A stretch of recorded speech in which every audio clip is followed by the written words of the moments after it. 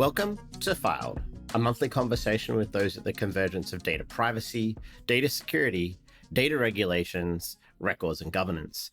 I'm Anthony Woodward, co-CEO of RecordPoint, and with me today is my co-host, Chris Brown, RecordPoint's VP of Product. How are you, Chris? Good, Anthony. How are you? Good. It's a very smoky day here in Sydney. A lot of backburning going off in the spring, as does happen here in Australia quite a bit. So yeah, feeling a little bit congested if my voice sounds a little funny. Yeah, a little bit topical too, I think, with today's guest. Yeah, exactly. Yes, I was going to talk about that in that context. And I think with that, I'd love to introduce today's guest, Andrew du Fresne.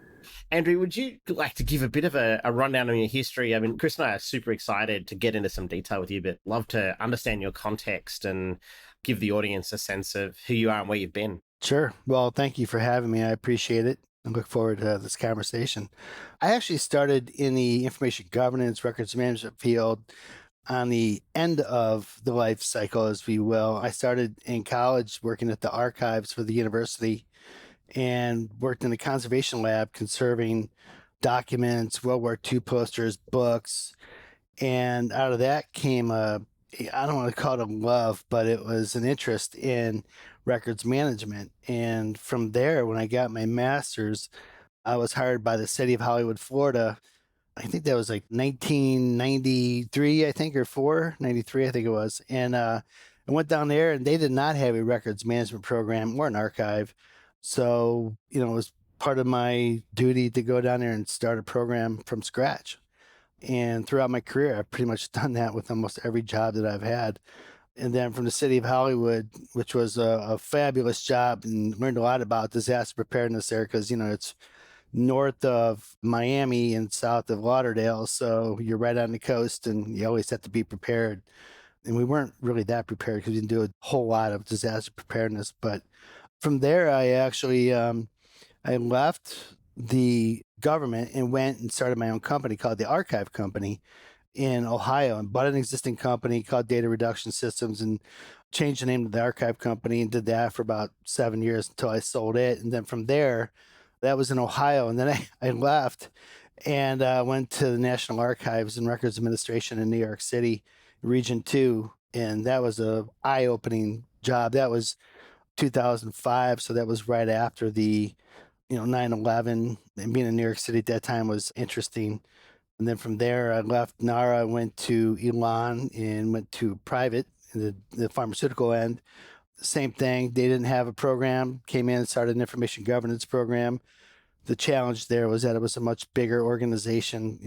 Not to say that the federal government isn't big, but the responsibilities were different. So, I had responsibility for organizations and business units in San Francisco, Dublin, Ireland, Philadelphia, New York, France, UK. So it was global in nature. So that was a real challenge. And then that company was purchased by J&J and then left there and went to the Pew Charitable Trust in Philadelphia.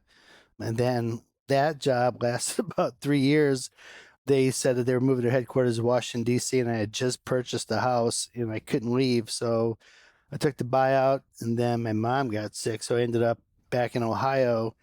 And some friends of mine, and this is where the story diverges sort of, where even though I was still in records management and information governance, I took a job at the university to become a communication professor teaching broadcast journalism, television broadcast journalism as part of the communication department. But I was getting my doctorate and writing my dissertation on how auditing is effective in information governance programs, because that was something I've always seen throughout my career, is how important auditing is to determine whether or not you're hitting your mark as far as your program is concerned. And then I graduated, got my doctorate. The pandemic started. I couldn't go anywhere. And it took me about a year and a half or two to get a job back in the industry, which is what I was hoping for. Take some of that experience that I've had. And now I'm back in the private entity working for a company called John Bean Technologies based in Sandusky, Ohio. It's a journey, right? Like that's actually a really, really cool series of things. And I'm going to dive into a couple of them if you don't mind. You mentioned in there that you were working with NARA, with the National Archives, and we've sort of spoken before, and you're sort of focused around that disaster preparedness as a bit of a background. Could you explore that a bit more for us?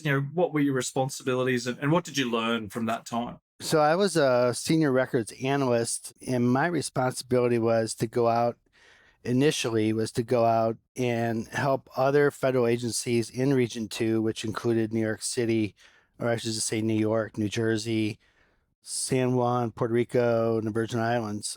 Don't ask me how they're so far apart from each other, but somehow they are Region 2. But so that was the initial determination of my scope of my work. But what had happened was in 2005, 2004, maybe, I think, President Bush, George W. Bush, had issued a declaration for preparing all federal agencies for disasters.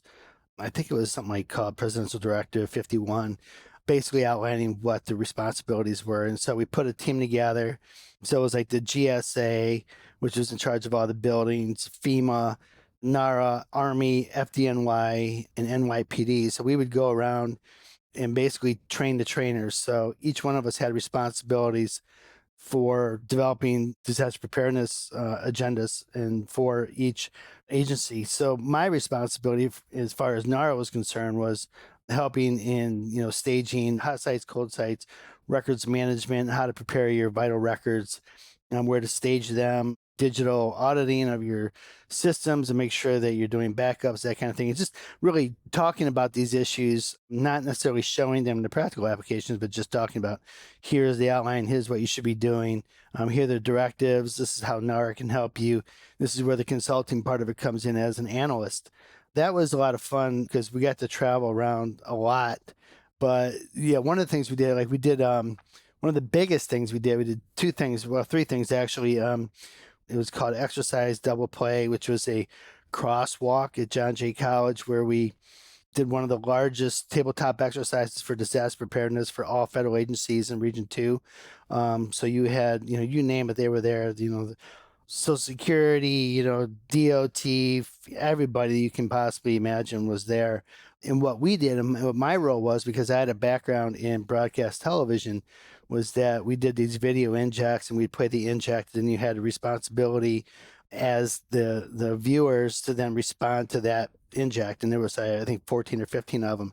So each person was responsible. So we did the whole video. We had a college student do the news. It was like a news show. And so we did that. And then that was the first day. Then the second day, everybody came back together, and then they would talk about where their gaps were. And that was pretty successful. And then we did that. We took that model and then went to Philadelphia, kind of did the same thing where it was a bomb. And then we did another training with the UN called Ardent Response. I think it was in 2007. And it was a terrorist group called the Universal Adversaries. I had to look that up because that was really interesting. It's been so long. They had a bomb near the UN, and we did that 2 years in a row. So because the FDNY and the NYPD were involved, because they're in New York City, so it was a really big event. But other than that, it was pretty cool just going to the UN and doing some training, and getting a behind-the-scenes view of how the UN works. That was pretty cool. But the most important thing that I worked on there, other than disaster preparedness, was in about 2006. I think it was in 2006. They kicked off a program to go out and find and locate and try to secure all records that were related to the federal agencies who were part of the response efforts in 9/11. And that was one of the most, still to this day, like just watching it just reminds me of the people that I met, the people that worked at the agencies, but how hard it was to even talk to anybody about it. And, you had this mission to go out and try to seek these records, and some people were responsive, others were not. I was told a lot that I don't want to be part of this because I'm retiring. But the people who did, like the Coast Guard, for example, was one of the. So they had all of these ship-to-shore messages that were going back and forth from all the ships to the Coast Guard. So you had this transcript, essentially, from the time the planes hit the trade centers until, like 24 hours later. And it was a huge digital file, along with, they also provided some paper printout of it as well. And video, all the video, because all the ports have videos going into the New York Harbor. So we had all that video too. That's all now part of the National Archives and being preserved. So that was one of the more proudest things I've done, to just be part of that effort. But it was really, I met some people who survived 9/11, the firefighters that were there. And I think about them every year because the stories that they told, I couldn't believe it, that they're standing there next to me talking about it. And I said, well, how did you survive it? He said, well, I climbed under a fire truck and, prayed, and I came out and I survived. So, just stories like that. It was pretty amazing. And now this archive is part of the National Archives. It's part of the commission records. Some of them are still closed. I was looking it up just the other day to see if they were even available for the public, and some still are not. I met a woman also who was collecting all the phone records that people were calling in and leaving messages that were on the airplanes. So, you just came across these people, and all their stories were just so phenomenal and interesting and moving every day. It was like, it was hard. So I ended up leaving that job because I think it got to me. It was just a lot to handle. It was, but I had made a lot of great friends, some people in FEMA, Kevin Reed and Ken Hudson, those guys, Mark Stone and FDNY. So it was, those guys were really helpful. I learned a tremendous lot about disaster preparedness. And Kevin was telling me not too long ago that double play tabletop exercise that we did is still talked about to this day because it went off without a hitch. So yeah, it was a proud time for me working for the NARA. Yeah, no, amazing story. Really interesting and important piece of history, I think, for the context. And thank you for taking the time and the focus and the energy. And I can imagine how draining that would be. So completely understand the perspective of that. On the disaster preparedness stuff, what are the key takeaways based on your history, based on what you've done? What are the things that the listeners should be thinking about, regardless of the organization that they're in? So leaning now on more of your expertise and sort of saying, I'm my audience member listening now, what are the things that they should be thinking about as it relates to disaster preparedness? I would say number one is you will not escape a disaster anymore. It doesn't matter where you live. It just seems like the weather is getting worse.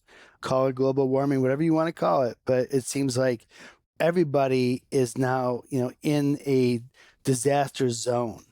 I think the first thing is you got to do an assessment. You may not have, the 500-year flood, but the chances have increased since the last 10 years.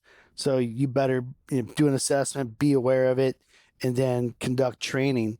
Those are the top three things. And then run a tabletop exercise. Be willing to make the mistakes. Be willing to point out where the gaps are, and then be prepared. That's why they call it disaster preparedness, because if you're not prepared, and it happens all the time, we see it on TV, and it's devastating what's going on in Libya and everywhere else. These fires in Morocco and the earthquakes, and even like in Venice in 1974, I think it was. If you ever saw this movie, can't remember what it was called, something like Books of Fire or something like that. It was this whole story about when they had this flood, all the rivers had risen, and all these old books were kept in the basement. They were from the 14th, 13th century, were full of mud, and slow fires is what it was called. And I think that's a lesson to everybody, is that you have to be prepared. And first of all, stop keeping your archives in the basement or the attic. It's probably a good place to start. You're not going to escape it, so you better be prepared. Go out, do your assessment, and you could hire a consultant, or you can just do it yourself, because there's enough, I think, especially with FEMA or the National Archives, or probably your state archives or records management program, probably has some kind of assessment form that you can go fill out, do your own gaps assessment, and then begin to start filling in the gaps. Your position become more high profile because you did the work, you did the training, you did the assessment, and you'll be much better off for it. That's about visibility, right? Like your ability to actually show that this is what we need to be doing. And I know it's true, because, we did this tabletop exercise, almost 15 years ago, and people are still talking about it. And I can say disasters can be local. It's probably not obvious this wall behind me has been repaired, but 3 weeks ago, a tap broke over a weekend here in our office, and water went through everything. So it doesn't even have to be a natural disaster. It can be other ones outside of it. Exactly. Just locally, we had a big, huge storm that came through here, and the electricity went off, so everybody's sump pump stopped.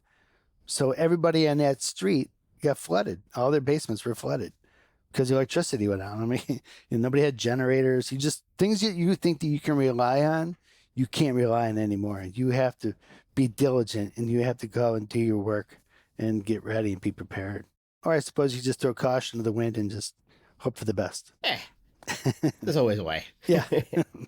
What would you describe, as you go back through your career as being the highlights and the lowlights? Where do you see those pieces, without calling anybody out, but Yeah. that'd be interesting to the audience? I'll start with the low point, I think, is, and you probably know this being in the industry as long as you guys have been, the struggle of getting people to understand and follow policy and procedure. Everybody kind of likes to do their own thing, and everybody manages their data and records differently. What you do at home is totally different than what you do at work. So it's a constant struggle, and you got to be persistent. That's always hard, especially when, in my case, where I have started 3 or 4 different programs, for small companies, and Pew wasn't huge, but Elon was, 5 to, I think, 8,000 people, employees worldwide. So, that struggle is real, and it's not easy. It's not hard, and the technology keeps changing. I would say the highlight, and this is actually one of the funniest anecdotes. I totally forgot to tell you guys this when we were talking about this last week, but something that happened to me that was really funny, that I was completely innocent. But the day I started at NARA, so I was working in Region 2 in New York. And so they sent me down for my first day to go down to DC for orientation. So I got there, I stayed there the night before, got there early. The HR director wasn't there yet. So the rotunda is right off of where HR is. So the woman says, well, the HR isn't here. She's an assistant. She goes, why don't you just go in the rotunda and just walk around, and we'll come get you when we're ready. And I said, okay, fine. Now, I had been to the National Archives Rotunda. You know what's in there. It's the Declaration of Independence, the Constitution, the Magna Carta sitting over there, And I'm just walking around, the lights are off, and, the Magna Carta is out, but the Constitution and the Declaration are both, below in the vault, but you can still walk around. I'm just walking around, just kind of looking at things, got my hands behind my back, just kind of, I've seen these before, but it's really cool because it's quiet, it's dark, there's nobody in there. And, next thing I know, I see like 3 security guys coming right at me. And they just lift me right off my feet and take me right into the HR department. Like, how did you get in here? And I'm like, I had a badge at the time, though, so I'm like flashing my badge. Like, I work here. It's my first day. I'm not even oriented yet. But, oh, yeah, they moved me out of there so fast. It was hilarious. And the woman starts apologizing. I'm so sorry. I forgot about this security. But, yeah, that was my first day at NARA. I would say the other highlights as far as professionally is when you see a program come to fruition. And usually it's about, especially when you start a program, about the 3rd year, you start seeing people and the policies and the procedures take effect, and people are starting to follow the rules and the things you laid out and compliance efforts. And, people are engaging, especially because, you're usually a small team. So you have all these business unit records coordinators that you're working with, and they're part of your team, even though they don't report to you. But seeing them buy into the stakeholders and buy into the whole program, that's really, I think, something that I've been proud of. It takes a while. It takes a lot of frustration. People don't believe in it sometimes, and some people just kind of wash their hands of you, and you just keep being persistent and keep trying. But when that actually, you see a program take off, that's a proud moment. And I would say with like Elon, like that was another disappointment where we had worked so hard over the 3.5, 4 years that right when we were seeing some successes, they decided they're going to sell their last pipeline. Their drug was for Alzheimer's, and they sold it off to J&J. So everything that I was doing up to that point shifted to this acquisition. And because we had already done all this legwork, we were asked to segregate all this 20 years of data that they had for this drug, segregate it out from all that was commingled. And then once that was done, they could then send that data off, the 20 years worth of data, and then they get the check in the mail, and that was it. So it took me and another guy about 6 months, and then on the 7th month, I was let go. So that was a very disappointing moment. But because we had done all that legwork, and to all those practitioners out there, I mean, it does pay off, because if we hadn't done all that work beforehand, knew where all the data was, all the offsite stores, records, and they were everywhere, and consolidated it, I don't think it would have taken us a year probably at least just to segregate all that commingled data.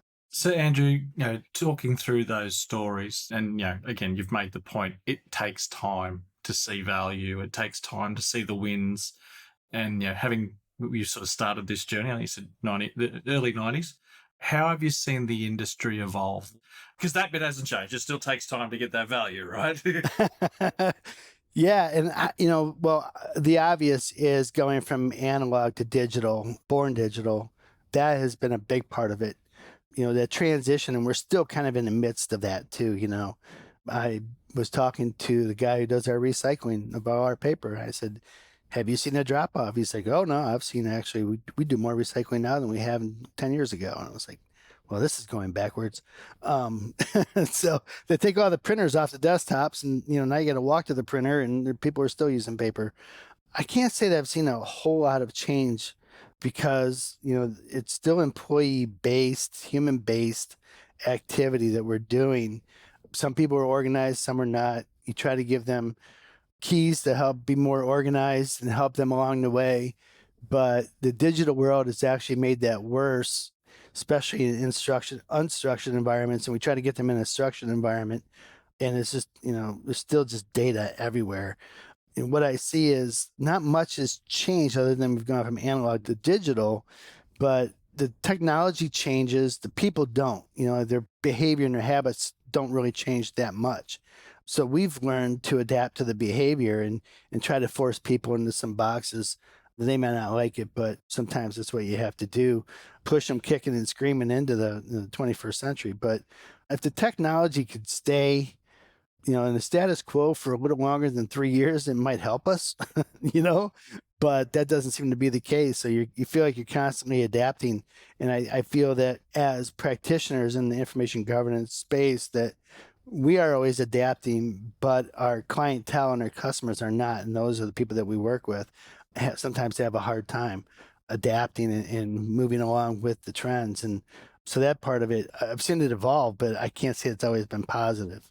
Is that the hope that, we adapt in such a way that as practitioners, the idea is to use more of the technology to do more of that heavy lifting? Because I think what you're saying, and I probably agree to an extent, which is that the users, the data creators, they aren't changing. We've been trying for 20-something, 30-something years, regardless of it being paper or digital, they still want to do what they want to do. Is it time that as a group of practitioners we go, well, let's lean into the technology? I'm all for technology. I just don't know that, once you took that central file room away, and they were always usually pretty organized, the digital world has kind of made it a discombobulated world. It might be easier to transfer information, bits and bytes back and forth.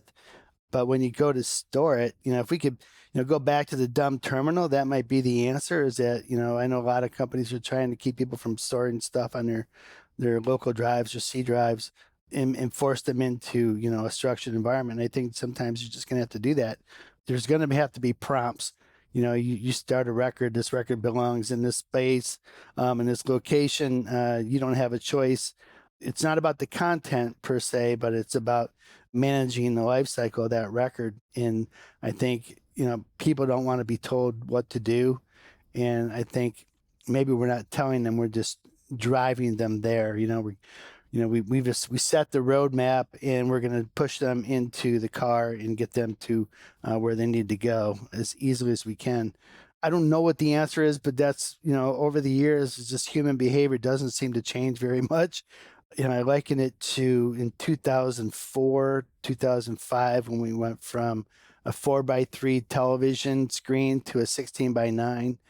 Everybody was so happy about how clear it was. And behind the scenes, I don't think people really understand what's going on in the television industry in the technological aspect. And a lot of this stuff is done over satellite, and it's all done over IP.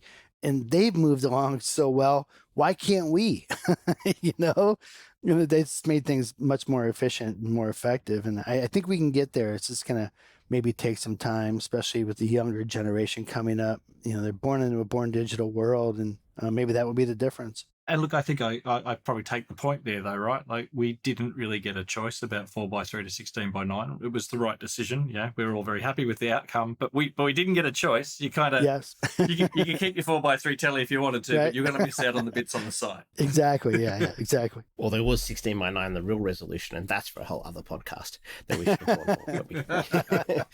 I really like that analogy because I think that's really interesting for the industry. One of the things I think that made the 4:3 3 to 16 by 9 work is that I, as the user, didn't really have to evolve too much. Things evolved around me.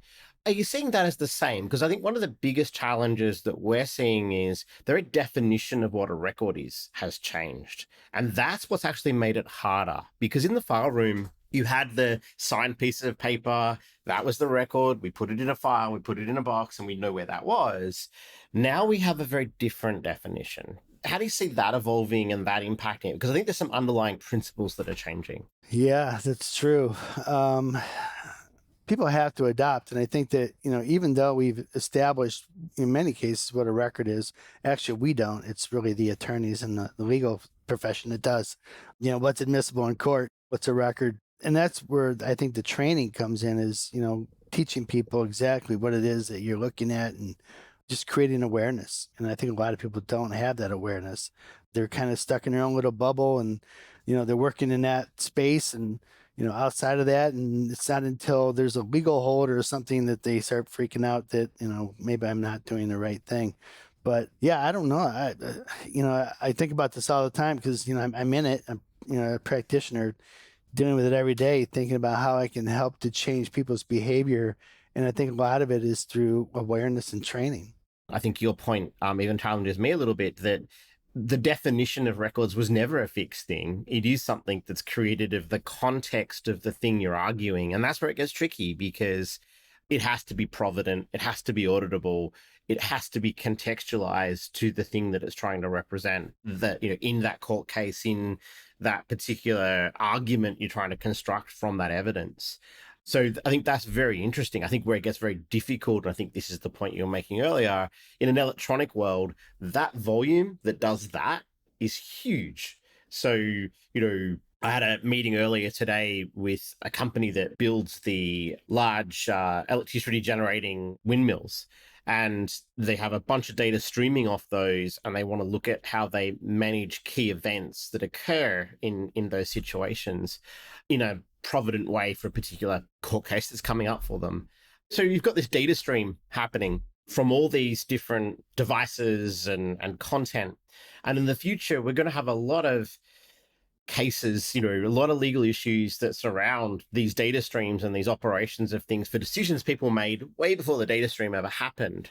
I'm wondering, is there an analogy back to the analog world and what you've seen in that transition? Because it's the same problem, it's just presented differently. That's very true. I think if we lived in an open society and we weren't so concerned about privacy, it would be a lot easier to manage. But because we have all these issues around privacy, I shouldn't call them issues, but rightfully so. I mean, we want to protect our, if we didn't have all these bad actors out there, it wouldn't be an issue. But, my concern is that there's so much data that I don't know that even AI could handle it, maybe it could, but I don't know the answers. If you look at it from an archival perspective, we know that, anything that gets preserved is going to be somewhere in the neighborhood of 6 to 8% of all records that are created and generated. So, and that's just a general idea. It's not set in stone, but you say 5 to 8% of a zettabyte is a lot of data. So looking at it from that perspective, I mean, we only want to keep the important stuff to show the evolution of humanity. So what happens to all the 92%? It just goes away. Is it worthless? Is it really worthless? I mean, does it provide, this is coming from an analog world. It's just the way we've always looked at it, but now we have the capability essentially of keeping all data, which I've heard some people in the industry say, we should just keep it all. Well, you can't.